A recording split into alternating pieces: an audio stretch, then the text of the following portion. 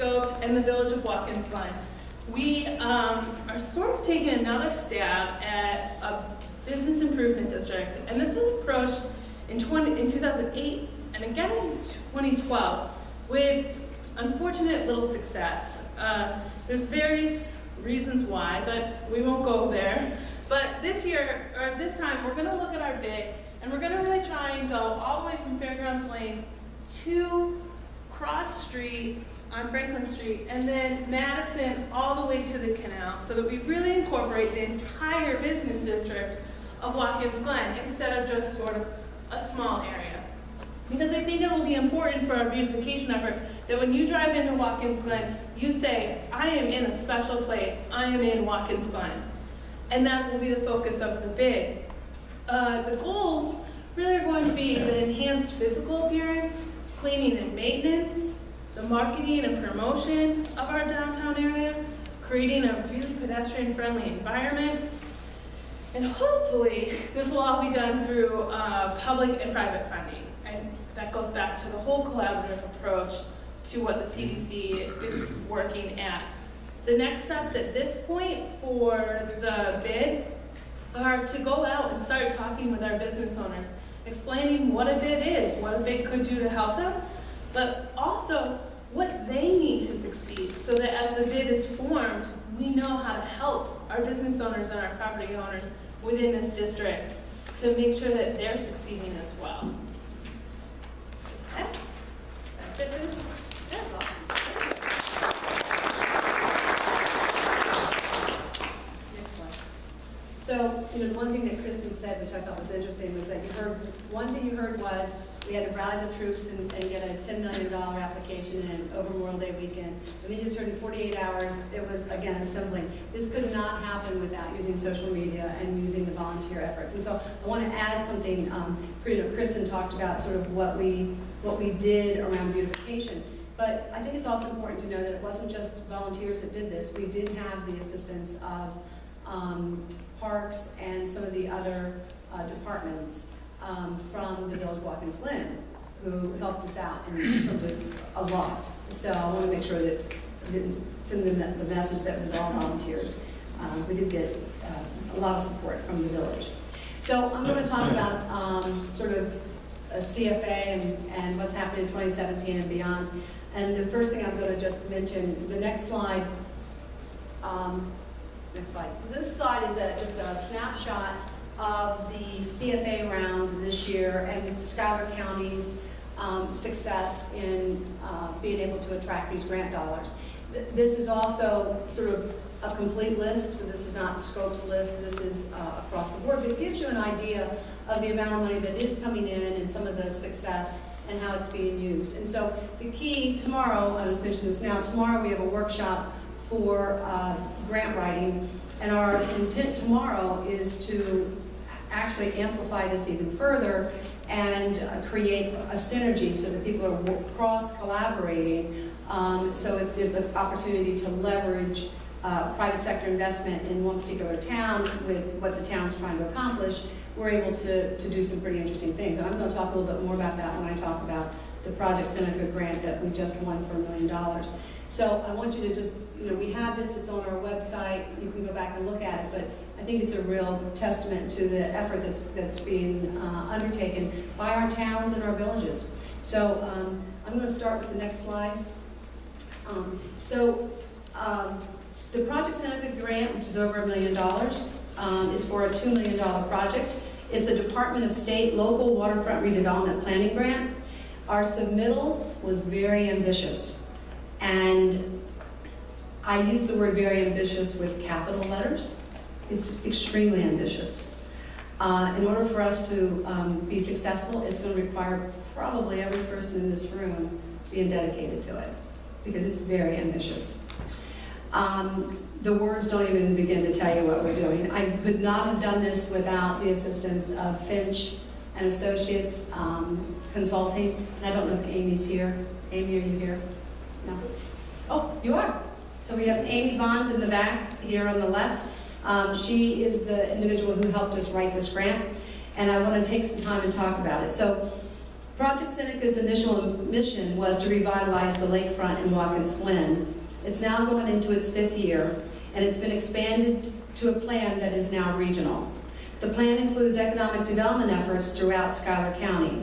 This intermunicipal coordination of community planning and economic development efforts will capitalize on the natural assets and growth opportunities that the villages of Montour Falls and Watkins Glen, as well as the county, bring to the project. This grant coordinates planning efforts, engages the public, implements an initial phase of capital improvements, and represents the first phase of a multi-phased project. So I'm going to take a moment and just explain to you what I just said really means. What it says is that the state's looking for collaborative projects. They're looking for anyone who can show that they are pulling together public and private, different levels of government to show that they are on the same page. That's number one. Number two, the other piece is that this is the start of a multi-phased project. Our intent is to do so well with this first grant that we continue to have these grants year after year after year as we go forward. And as we begin, not that we want to be boastful, but we want to make sure that we're taking advantage of this. This particular grant is comprised of 2 activities, a feasibility study and capital improvements. So in the past, most, if not all of our grants have been tied to planning. And we have just planned ourselves right, like unbelievably. We plan, no disrespect to Kristen, but we just plan and plan and plan. And so we finally have some capital projects in this one. We anticipate 4 consultants and 11 construction positions that will be created as we fulfill the capital improvement requirements. And what I'm going to say is that I think it's this slide. I'm just like John, I can't see what the slide says. The feasibility study will develop a coordinated regional strategic plan for the 2 municipalities. Aspects of the study include a review of the existing and previous work, an economic overview, a retail market study for both Montour Falls and Watkins Glen, which will provide guidance for future retail needs. This is important because our plan that we've had in the past has focused just on the waterfront. Pretty much. The waterfront, maybe a little bit of the Queen Catherine Marsh. What we're talking about doing is taking the plan that we have, the conceptuals we have today, and actually looking at all of Watkins Glen because it is one ecosystem. We really need to look at it holistically. So it's going to include all of Watkins Glen and all of Montour Falls. So we won't have those pieces sort of disparate any longer. And we're going to look at Catherine Valley Marsh all the way over to State Route 14. So it creates almost a barbell, if you were to think about it sort of spatially. So we're pretty excited that we will actually be in tandem going towards redevelopment together. The study will also include several new to our area efforts, a targeted industry analysis of the area, stakeholder interviews and public participation sessions, a detailed implementation plan, and performance measures for future project phases.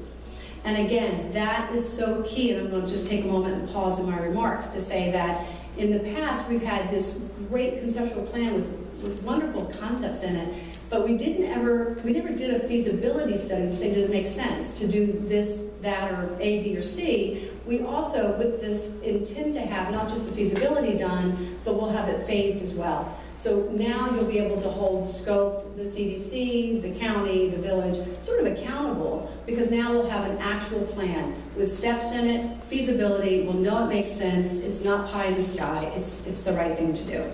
So we'll have, and again, a detailed implementation plan and performance measures for future project phases.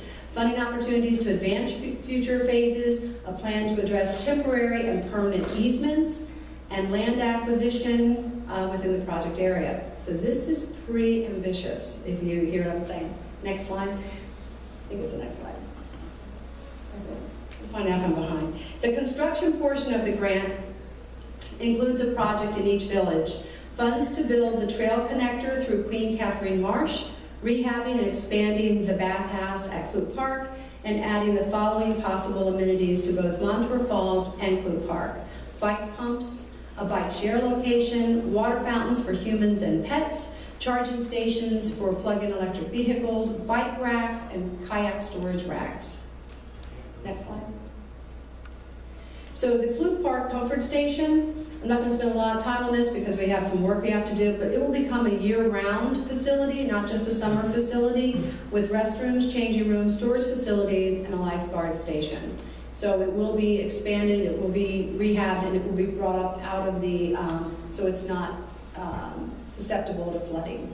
So again, we do have some, we're trying to build, and Kristen said earlier, we're trying to create a year-round environment. And one of the first things you have to have is a comfort station that's open year-round that can survive the cold. So that's our goal for that. Next slide.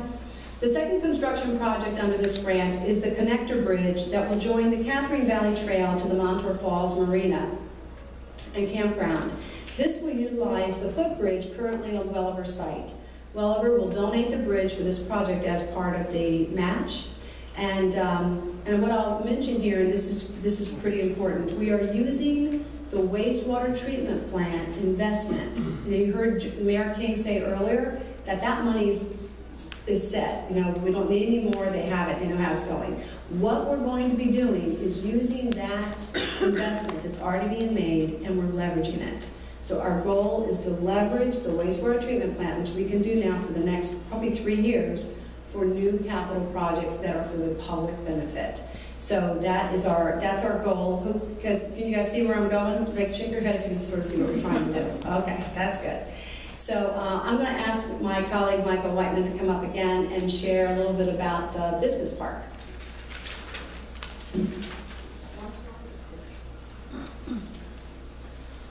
All right, so the business park is another part of the Project Seneca umbrella that we have. Within the business park, we are working on creating an ultra-premium wine production, warehouse, and distribution facility. The intent of this is to focus on exporting throughout the United States as well as internationally with the wine. This is not a winery that's going to be catered to tourism, but it's solely dedicated to production. The business park, as many of you guys know, is on Route 414, and it's a 47-acre business park. We will be building on the west side of the parcel that we have with a 19,000 roughly square foot facility that's divided into 3 units for lease. The infrastructure for the construction is expected to be completed by this year, 2017. And the facility will be ready for the 2018 crushing season. This does include shared loading dock on the back of the facility, walking trail throughout the west side, as well as a wastewater pretreatment that's located on site. The great thing about this is that we hope to have up to 10 to 15 year-round jobs created for our area with this structure that's being built. Thank you. I keep going. You keep going. I think I have more.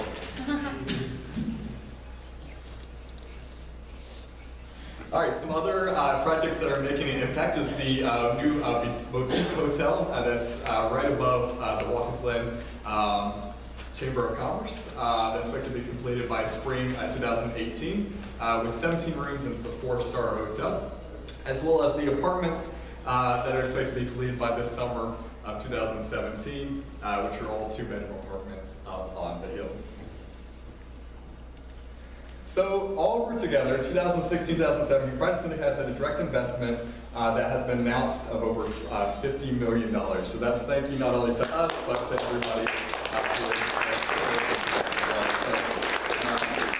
That's pretty awesome. I wish I had $50 million. So that's great for this area to be able to have that as well. And then going on back to 2012, with some of that money included in this bottom number, we've gone over $108 million for Seneca County. So that's unbelievable, just looking towards the future. So from Scope's perspective, we have been working pretty hard on social media as well, as many of you hopefully have seen. If not, we have all these things that we'd love for you to follow us as well and just keep updated on what we're doing in the area. Just to kind of sum very briefly on it, we do have our website at the top, flxgateway.com. For Facebook, within this year, within about the last 4 months, we've gone from 17 to 81 followers on Facebook. We've gone from 31 to 264 followers of our page on Twitter. We now have Instagram, and we have 87 followers just within about a month and a half on Instagram, as well as we post videos on our YouTube channel for the boot camp that we have, entrepreneurial boot camp, as well as events such as this that will be posted online.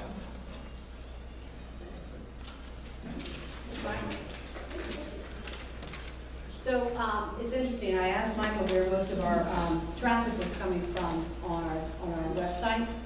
And what did you say, Michael? Within the last month, we've had 27 hits from Russia, so I don't know if that's a good thing. So that's our biggest that we've had in many countries. That we would make this up, but Yeah. it's really true. So we're pretty fortunate. And then I'll also mention that the slide show that you're seeing right now, we will have that online. So, and we are also taping this, so we'll also have this online, so you can go back and fact check us if you need to. So it's my pleasure at this point, when it comes to finances, there is no one better at raising money than Jack Benjamin. And we've been very blessed to have his support since 2012. He was one of the original crafters of this, and so I'm going to ask Jack to come up and sort of give us the state of the finances. Jack?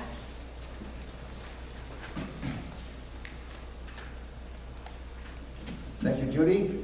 First of all, I think before we get started, I think we need a round of applause for these people. They've done a hell of a lot of work.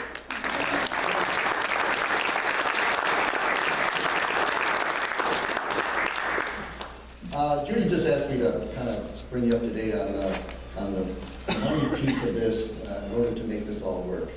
And back in 2012, when the original package started being put together, we figured that this was a 10-year initiative, and the initiative would raise about $200 million in investment in the community over those 10 years.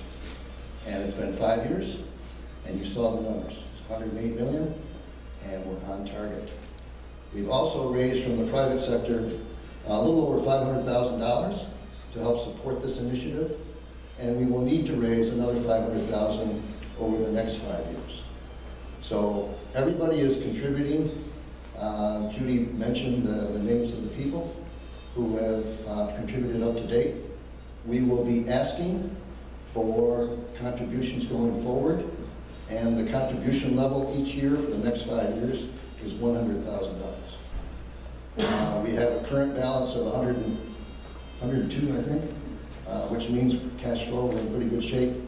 But just so you know, in order to make all this work, obviously these people are doing a lot of the work, but we've got attorneys' fees, we've got consultants that we need to pay for, we've got matching grants that we have to participate in.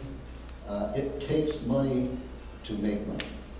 And if you look at over the next 5 years, we get 10 years in, we're going to raise about a little over $1 million, and we're going to do $200 million worth of work. I don't care where you stand in the business world, but that's a pretty good investment and a pretty good return on your money. So going forward, be prepared. You will be getting letters. We have a sort of a core group of people that we've been dealing with, but we're very happy to participate, have other people participate going forward. And again, these are private sector dollars to drive this investment and to keep the private and the public partnership going forward. This has been one heck of an opportunity for Watkins Glen and Montour Falls. The people in this room have done a tremendous job to make this work. And before 2012, there was a lot of people who thought this could never happen. We've got the people in the room that show that it can happen, and the investments are being made to sustain this stuff over the next 5 years. Now, you're not going to get away with just 10 years here. Everybody knows that once you start this road, it's a continuous process. And when you think about where you want to be in 2025, realize that's only 10 years away.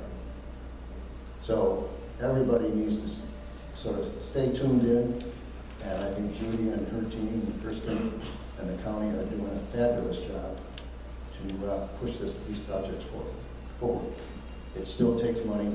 It still takes more money than maybe it's been raised in the past, and we're looking forward to a long-term relationship here with the private sector and the public sector. Thank you.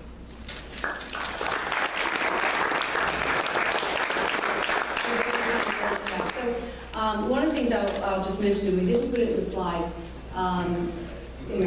but I would be remiss if I didn't say it, and that is when we talk about higher education. So